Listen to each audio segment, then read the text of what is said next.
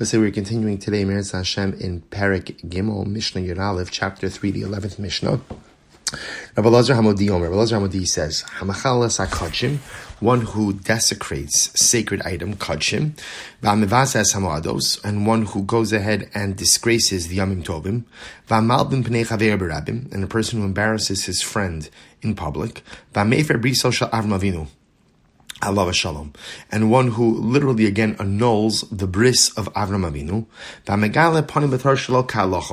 and one who goes ahead and interprets the Torah not in accordance with the halacha,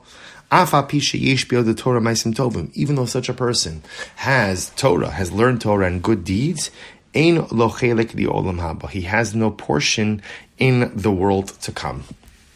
So a very profound Mishnah. So let's kind of deconstruct this a little bit. So first of all, what is this Mechalalas HaKodshim? One who goes ahead and literally desecrates sacred things. So the Rabbeinu Yonah understands that Kodshim in this context actually means karbanos, sacrifices. And this is talking about a person who goes ahead and Chas Hashem desecrates consecrated items. Of course, again, perhaps on a more global level, Mevazes HaKodshim also means a person who tries to desecrate holy things. Unfortunately, there are times when people try to go ahead and take things that are holy and to make them mundane. People do it for a variety of different reasons. They don't want to be held to a standard of holiness. They don't want to be held to some type of higher standard of behavior. So the easiest way, instead of building myself up, is to knock everything around me down. So Hamechalas HaKodshim, can mean someone who mistreats sacrificial items, but it could also mean someone who, in general, chips away at anything that is holy in an effort to deconsecrate it, thereby minimizing the expectations of himself. Hamevazes Hamoados, so literally a person who disgraces the Yamim Tovim. So the Rabbeinu Yonah here says something very interesting. He says, Ela b'cholo shamoin medaber. He says this is actually not talking about somebody who actually desecrates Yom Tov itself, because again, Yom Tov, everyone knows you have to keep Yom Tov.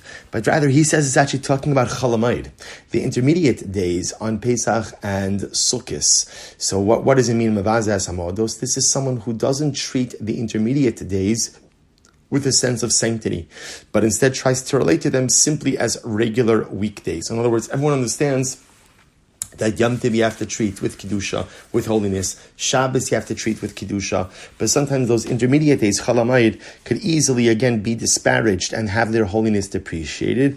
That's Hamavaza as Hamoados. So again, we'll stop over here for today, but just to understand that Rabbi Elazar Hamodi is really teaching us two profound ideas. That number one, sometimes, if working backwards a little bit, sometimes the way you could really gauge a person's appreciation of Kedusha is in the more nuanced forms of Kedusha, like Chalamayid. Chalamayid, Yom Tov is an obvious form of Kedusha. Shabbos is an obvious form of holiness.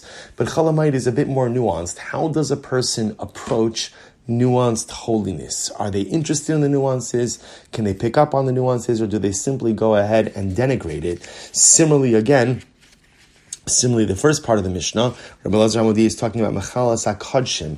Again, there are times in life when we all have to acknowledge realities that are not living up to expectations. So there are two different ways that you could deal with not living up to expectations. You could either pretend like the expectations don't exist, or even worse, denigrate the expectations. Why should I have to do this? Why is this necessary? Totally denigrate the entire thing.